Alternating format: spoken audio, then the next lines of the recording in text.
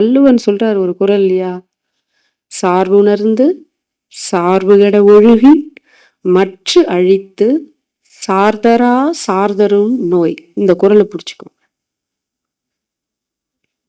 ரொம்ப பொருள் அப்படியே சொன்னதே சொல்லுவார். சார்புணர்ந்து சார்புகெட ஒழுகின் மற்றழித்து சார்தரா சார்தரும் நோய். 5 தடவை சார் வருது. எதை சாரக்கூடாதோ அதை சாராதீர்கள். எதை சார வேண்டுமோ அதை சார்ந்து விடுங்கள். அப்படி சார்ந்து விட்டால், சார வேண்டியதை நீ சார்ந்து விட்டால் என்ன பலன்? எனக்கு சாரக்கூடாததை சார்ந்தால் வரும் இல்ல உனக்கு ஒரு நோய், அந்த நோய் வராது. சார்பு உணர்ந்து சார்பு கெட ஒழுகின் மற்றழித்து சார்தரா சார்தரும் நோய்.